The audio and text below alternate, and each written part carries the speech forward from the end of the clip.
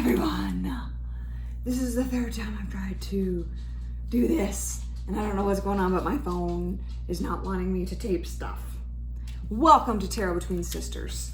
Welcome. My name is Lady Phoebe. Today we're going to do a tarot read. We are going to try to do a tarot read. Let's see if we are allowed. I'm going to do one more try, and if it doesn't work, then I was not meant to today. That straight up not meant to. All right. I hope that we are, because I haven't uploaded in a while.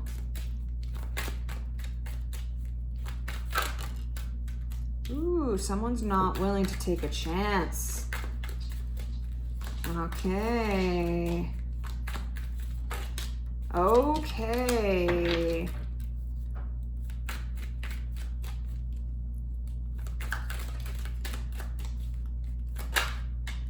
We'll take that one. Okay. Okay, so first card, Fool, upside down. So the Fool is all about taking chances and being new at something and being fresh and running into things without worrying about the outcome, which sometimes you do have to worry about outcomes, obviously, but other times we worry way too much and then it becomes a burden. It becomes burdensome. Anyway, it becomes a burden to us because we can't move past these mental restrictions that we've given ourselves. So someone out there is like, nope, I can't take a risk. No, I can't. And again, I'm not saying like unhealthy risks, like, oh, I'm going to bet my whole house on this horse race today. No, just no. But there's risks that we need to take and things that we need to go through because it pushes us out of our limits, out of our boundaries, and it allows us to expand. Because if we just stay so look at him. If we just stay in that mentality of, no, I can't try it, because like, look at what my burden that I'm holding now, I can't add to this, I can't add anymore. But you don't know that actually part of your burden is this lack of willing to take a risk. Because I'll tell you, the energy, so let's just look at the energy of the Fool. Look at how like the sun is shining. He's like prancing off of a cliff, which in hindsight, you don't bet your house on a horse race. But he's prancing, he's happy, he's holding a flower, his dog is dancing beside him. It's a happy day. And then look at this one. He is so busy trying to carry those 10 wands and trying to not fall, but he can't even see where he's going. He can't walk anywhere because he's just so busy holding on to those. He's just so busy. It's taking all of his effort, it's taking all of his awareness, it's taking everything in him just to keep those upright and moving. Because he is walking, like you can see. So he's trying, it's funny, because I said walking forward, right? He's trying to move forward, but he's doing it through this lens of extreme difficulty. Extreme difficulty. So what I think this actually is about, we are trying to bring the past to the future. We're trying to bring, or we are not trying, we are doing. We are bringing our past experiences and it is tainting the lens of us trying to move forward. So you're looking at everything through this lens of everything's a burden. Everything is just added on. Everything gets piled on. I get asked to do many things. I get whatever. I don't want to take on anything new. I can't take a risk right now. Are you kidding me? I can't even handle what I have right now. I can't take a risk. But this 10 of Wands, what it is asking, so 10 is a completion. So it's asking you to complete that cycle, complete that thought process, complete that version of you that is in the burden. Because 3 of Pentacles, there's people that are actually waiting to help you and to work with you, but you're so busy going it alone and you're so busy not looking past these 10 Wands to see what can be out there. And so there's is like, it's time to take a risk. It's time to take a risk. It's time to do something that you wouldn't normally do. It's time to not weigh every single option over and over and over and over and try to come to every conclusion over and over. And like, it's time for you just to throw caution to the wind and say, you know what, fuck it, I'm doing it. I'm doing it. Because like I said, there is this collaboration waiting for you. That's what this card is, collaboration. This collaboration is waiting for you. But you're just so busy going it alone because you're so used to going it alone because your past has taught you, well, I can't trust anybody, so I have to do it by myself. But that past is past. If you keep bringing it with you, yes, that will become your present and your future. But if you leave that behind, if you finish that cycle, if you allow that past experience to teach you what it needed to and then let the rest go, then you can move forward cleanly, take that risk, and people are going to support it. Like, people are waiting. People are waiting.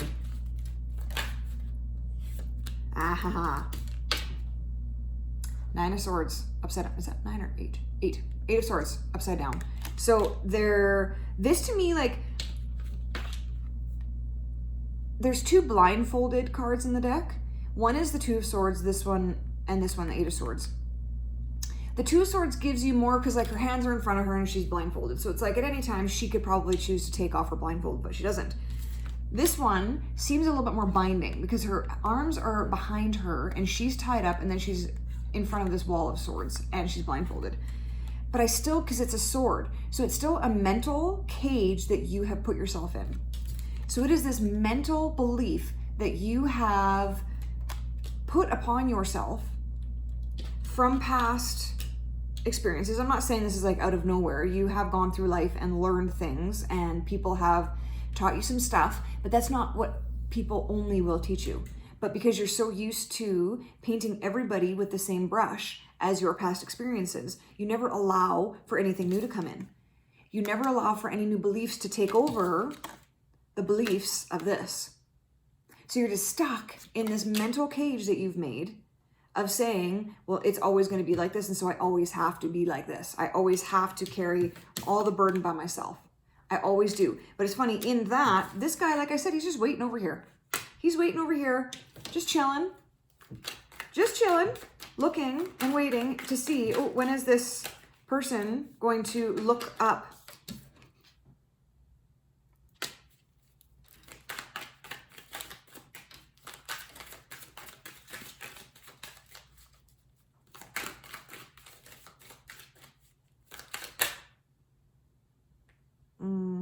That's too many cards. I have to think about that one.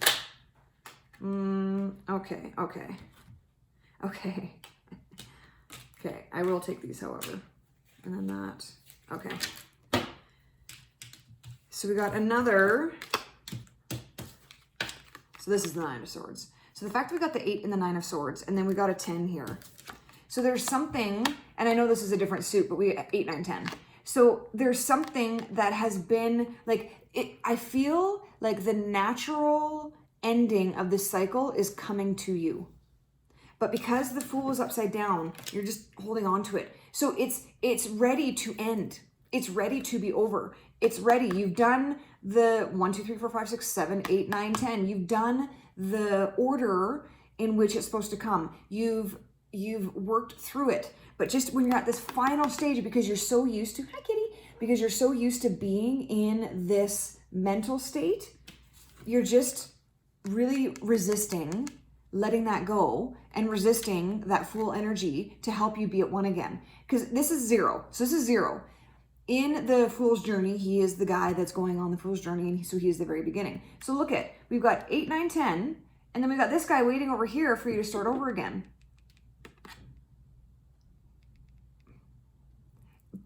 Do you see the gap though? Like, look at how I'm even holding the cards. Because I feel like you're holding on so hard to this, that card, that energy isn't being ushered in. When we are in the flow and in ease, we naturally do this. Because everything's cycle, right? Everything's cyclical. And so we're always going from 0 to 10, back to 0 to 10, back to 0 to 10. And we are always working through cycles. We're always working through things. And when you allow things to go, then it's just a seamless thing. When we stop and we start resisting, that's when there's breaks in the flow. That's when we get hung up in one energy or not. That's when we get hung up with sleepless nights, and we get hung up on these limiting beliefs that we have taught ourselves to be true. And that's when you experience strife and friction and sadness and anxiety, when we're not allowing things to just move through us. And so I feel like you've moved through pretty good, because even the way I was holding that, like, you've moved through these pretty good, even though it was uncomfortable, because these are not great.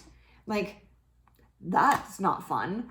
Losing sleep and staying up at night and worrying constantly, that's not fun. Carrying all the burdens, that's not fun.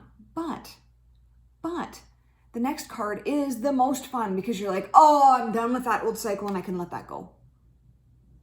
So it's just really watching your thoughts, because we have 2 of the sword cards, and so they are like major thought cards, okay? So that's where you need to pay attention to, is your thoughts. And so pay attention to what you're thinking. Pay attention to what you're telling yourself. Pay attention to what you're telling yourself about other people. When you are going and meeting new people and you're bringing that past experience with you and you're painting them with that brush, you've prejudged them. And so you're not allowing the situation to unfold the way that it should. You're already conditioning the situation to be as it was. And then what that does is then you go, see, I can't trust people. I have to be all by myself. I have to be independent. I have to do things on my own, because that's the only way that I can get things done. See, I knew it. But it's because you're actually bringing that past with you and putting it on these people that you're meeting and putting it on them. And so, yeah, of course they're going to do the same thing, because you've done that same thing to them. So it's time for you to realize where you're doing that, because it's preventing you from taking risk, and it's preventing you from moving through all of this. And it's really, because the Independent Lady came out, I'm really sensing that it's whenever you get the thought, like, I'm better off to do it myself. I'm just going to do it myself. It gets better when I get done myself. I'm not going to ask anyone. I'm not going to bring anyone into this. I'm not going to work alongside someone. Because you know what? I've done that before and it only ended badly. That's that. That's not the truth. That's that. That's the past that you are bringing forward and making the present.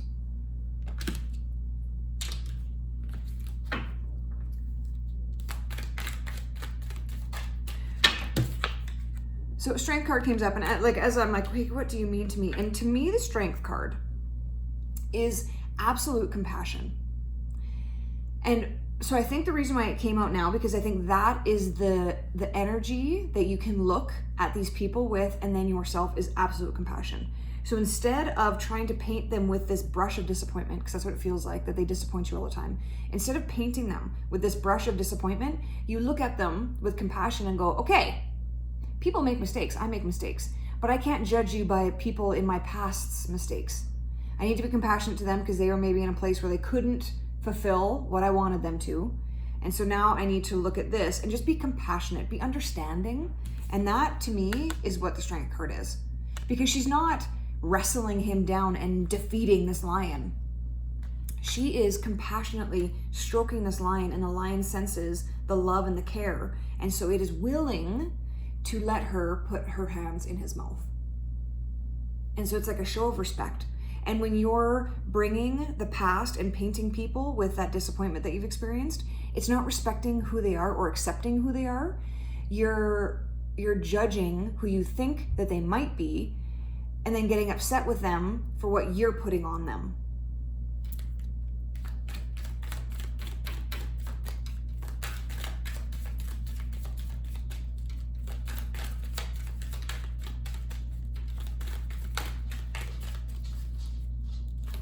It's funny, I felt the water's calm and the cards are kind of... Okay, I'll go two more shuffles. One. Oh. Two. That last one was... Okay, I think that is all we got. Okay, and it's funny. That's on the bottom of the deck. And this one, in its most loving expression, is... It's generally like the rich giving to the poor, but what it can also be, not just monetary, like I know that it is a pentacle, So obviously it is more of like the monetary value, but just to go along with this reading, it's giving of someone of a loving nature to someone that needs to experience that love. And so it's kind of going into what we were saying with, instead of you bringing this past disappointment with you and throwing it on someone new and then judging them by that, bring your past loving experiences. Think of all the times that someone has done something amazing for you. Think about the times that someone has given you the love that you needed when you needed it, the word that you needed when you needed it, the money that you needed when you needed it. Think of all of the good things you've experienced in your past and carry that with you. And that you can put on someone else, and that will be an accepting, loving attitude of care and compassion. So it's just changing what you run in your head from something that is judging to accepting. And I'll tell you, me meeting a new person, I would sure love it if they gave me the benefit of the doubt and they gave me this and let me prove them right in this, than having to prove them wrong in this. Because that's a lot of pressure to put someone through. That's a lot of pressure, and it scares away these wonderful relationships and collaborations that you could have coming to you. Because if someone feels like they have to earn your trust when they haven't done anything to destroy it in the first place, or earn this respect that they haven't done anything to destroy it in the first place, you're starting below neutral. And so it taints the relationship. And I'll tell you, I wouldn't want to work out of a hole. I'd like if someone were to meet me new, to let me raise or dig my own hole. I'd like you to let me do that. Leave that up to me. And I would like someone just to be neutral and be willing to take a risk with me, and then we see where the relationship goes. And more often than not, you will see people succeeding if you give them this, because you haven't judged them to fail. This is judging them to fail. What witnesses do you want? We always send out witnesses. Do you want witnesses of love and care and compassion? Or do you want witnesses of disappointment, fear, anger, guilt? Whatever you want to experience, you're going to, depending on what you put out.